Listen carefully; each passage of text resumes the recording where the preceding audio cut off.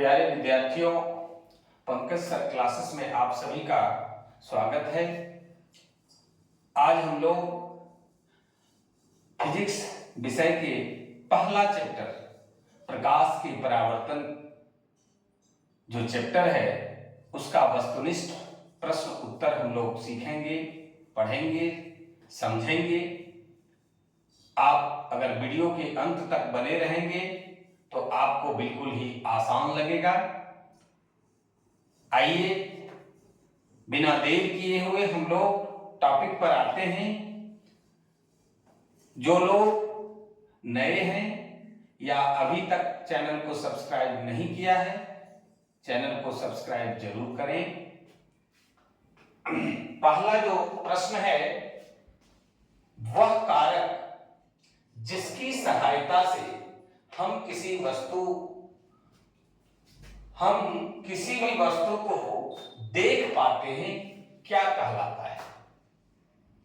जिसकी सहायता से हम किसी भी वस्तु को देख पाते हैं वह प्रकाश कहलाता है, लाइट कहलाता है। आपका जवाब होगा प्रकाश। ये पहला प्रश्न था। दूसरा प्रश्न देखेंगे कि प्रकाश के किसी वस्तु से टकराकर लौटने को क्या कहते हैं? प्रकाश के किसी वस्तु से टकराकर लौटने को प्रकाश का परावर्तन कहते हैं, प्रकाश का परावर्तन कहते हैं। तीसरा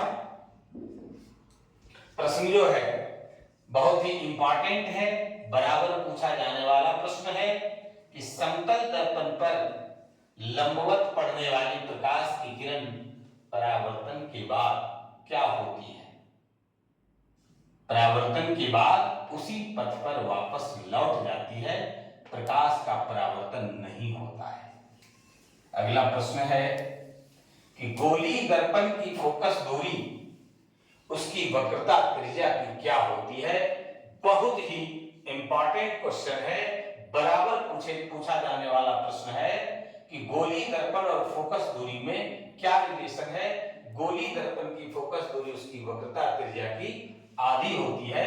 हम लोग पढ़ चुके हैं कि F बराबर सिद्ध भी किए हैं, F बराबर R/2। तो गोली दर्पण की फोकस दूरी उसकी वक्रता त्रिज्या की आधी होती है, R/2 होती है।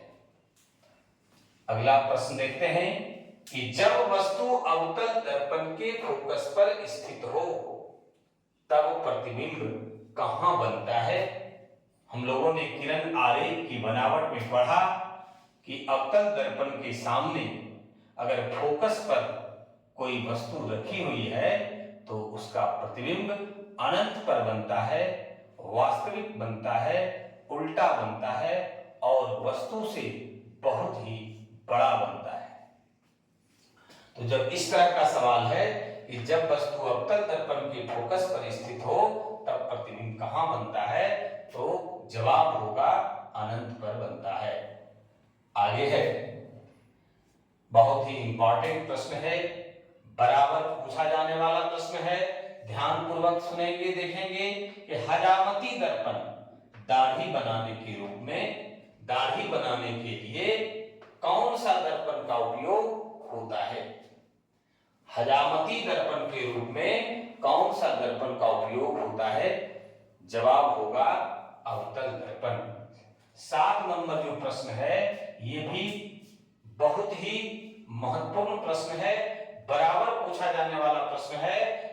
बार बार हम इंगित कर रहे हैं, मोस्ट इंपॉर्टेंट क्वेश्चन पर हम बराबर बोलते हैं। आप उस क्वेश्चन को ध्यान रखिएगा, नोट कीजिएगा। स्कूटर, मोटर कार तथा बस इत्यादि में कौन सा दर्पण का उपयोग साइड मिरर के रूप में होता है, पीछे देखने के आईने के रूप में होता है? इसका जवाब होगा उत्तल दर्पण। क्या होगा? उत्तल दर्पण।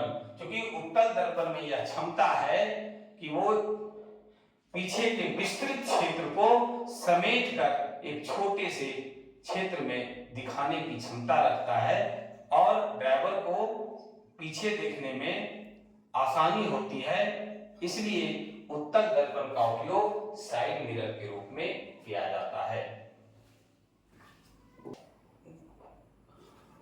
8 नंबर प्रश्न है, ऐसे पदार्थ जिनसे होकर प्रकाश आसानी से पार कर जाता है कौन सा पदार्थ कहलाता है? तो जवाब देना है पारदर्शी पदार्थ, क्योंकि पारदर्शी पदार्थ से होकर प्रकाश की किरणें आसानी से पार होती है और पारदर्शी पदार्थ के दूसरी ओर रखी वस्तु हमें स्पष्ट रूप से दिखाई पड़ती है। 9 नंबर जो सवाल है कि परावर्तित किरण तथा आपतन बिंदु पर डाला गया अभिलंब के बीच बने कोण कहलाता है। तो हम लोग परावर्तन कोण की परिभाषा में भी पढ़े हैं कि परावर्तित किरण तथा आपतन बिंदु पर डाला गया अभिलंब के बीच बने कोण को परावर्तन कोण कहते हैं। आपतित किरण तथा आपतन बिंदु पर डाला गया अभिलंब के बीच बने कोण को आपतन कोण कहते हैं। तो यहाँ जो सवाल है कि परावर्तित किरण तथा आपतन बिंदु पर डाला गया अभिलंब के बीच बने कोण कहलाता है, तो जवाब हम लोगों को देना है कि परावर्तन कोण कहलाता है। 10 नंबर जो प्रश्न है कि किस दर्पण द्वारा किसी वस्तु का वास्तविक प्रतिबिंब बनता है? तो अवतल दर्पण के द्वारा किसी भी वस्तु का प्रतिबिंब वास्तविक बनता है, क्योंकि उत्तल दर्पण के द्वारा वस्तु का प्रतिबिंब वास्तविक नहीं बनता है, काल्पनिक बनता है। 11 नंबर जो सवाल है कि जब वस्तु अवतल दर्पण के फोकस तथा ध्रुव के बीच स्थित हो तो प्रतिबिंब की स्थिति होगा काल्पनिक और बड़ा।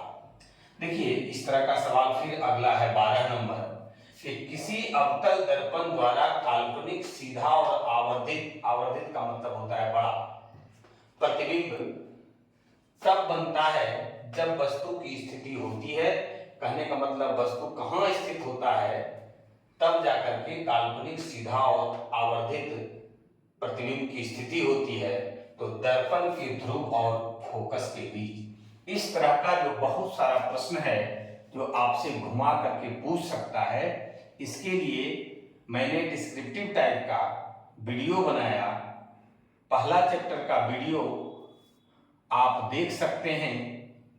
किरण आरेख की बनावट, अवतल दर्पण के सामने विभिन्न दूरियों पर रखी वस्तु का प्रतिबिंब की स्थिति किस प्रकार से निर्धारित की जाती है, उस वीडियो को आप बार बार देखें, क्योंकि कोई भी प्रश्न आपसे पूछा जा सकता है। आगे है 13 नंबर प्रश्न कि मोटर गाड़ी के चालक के सामने लगा रहता है कौन सा दर्पण? उत्तल दर्पण लगा होता है। मोटर गाड़ी के चालक के सामने कौन सा दर्पण लगा रहता है? उत्तल दर्पण लगा रहता है। अब है कि उत्तल दर्पण द्वारा बना प्रतिबिंब होता है। अभी हम लोग चर्चा कर रहे थे कि उत्तल दर्पण, ये 10 नंबर प्रश्न में कि उत्तल दर्पण द्वारा जो प्रतिबिंब बनता है वो काल्पनिक बनता है या आभासी बनता है, और काल्पनिक या आभासी प्रतिबिंब हमेशा वस्तु की अपेक्षा सीधा होता है। देख लीजिए वही जवाब है, काल्पनिक और सीधा। उत्तल दर्पण द्वारा बना प्रतिबिंब काल्पनिक और सीधा होता है। 15 नंबर जो सवाल है कि एक दर्पण से किसी भी दूरी पर रखी एक वस्तु का सीधा प्रतिबिंब ही प्राप्त होता है तो दर्पण हो सकता है। कौन सा दर्पण के द्वारा किसी भी दूरी पर रखी एक वस्तु का प्रतिबिंब सीधा बनता है? तो जवाब होगा समतल दर्पण या उत्तल दर्पण। दोनों दर्पण के केसेस में जो है प्रतिबिंब क्या होता है? सीधा प्राप्त होता है। 16 नंबर प्रश्न देखें कि एक गोली दर्पण द्वारा बने प्रतिबिंब का आवर्धन अगर m ऋणात्मक हो, निगेटिव है, तो इसका अर्थ क्या होगा? इसका अर्थ यह है कि प्रतिबिंब उल्टा है। अगर प्रतिबिंब सीधा होगा, मुख्य अक्ष के लंबवत ऊपर होगा, तो वो सीधा कहलाएगा और उसका m धनात्मक आएगा, आवर्धन धनात्मक आएगा। अगर आवर्धन ऋणात्मक है इट मीन्स उस प्रतिबिंब जो है वो उल्टा है, मुख्य अक्ष के लंबवत नीचे है। 17 नंबर जो सवाल है, यदि किसी दर्पण द्वारा बने प्रतिबिंब का आकार हमेशा वस्तु के आकार के बराबर हो तो वह कौन सा दर्पण होगा? तो हम लोगों का जवाब होगा इसका समतल दर्पण, क्योंकि समतल दर्पण के सामने रखी वस्तु का प्रतिबिंब वस्तु के आकार के बराबर होता है।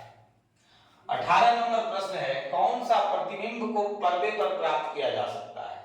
बहुत ही इंपॉर्टेंट टाइप का क्वेश्चन है ये। वास्तविक प्रतिबिंब को पर्दे पर प्राप्त किया जा सकता है। वास्तविक प्रतिबिंब हमेशा वस्तु की अपेक्षा उल्टा होता है। आभासी या काल्पनिक प्रतिबिंब को पर्दे पर प्राप्त नहीं किया जा सकता है, वो वस्तु की अपेक्षा हमेशा सीधा बनता है। 19 नंबर जो सवाल है, गोली दर्पण के ध्रुव तथा फोकस के बीच की दूरी क्या कहलाता है? तो फोकस दूरी कहलाता है। 20 नंबर सवाल है, कौन सा दर्पण में वास्तविक तथा काल्पनिक दोनों प्रतिबिंब बनता है? बहुत ही इंपॉर्टेंट क्वेश्चन है, तो जवाब होगा अवतल दर्पण में वास्तविक तथा आभासी या काल्पनिक दोनों प्रतिबिंब बनता है। अब है कि 21 नंबर प्रश्न है कि प्रतिबिंब की ऊंचाई और वस्तु की ऊंचाई के अनुपात को क्या कहते हैं? तो आवर्धन कहते हैं। अब हम लोग आज के क्लास में बस इतना ही। धन्यवाद।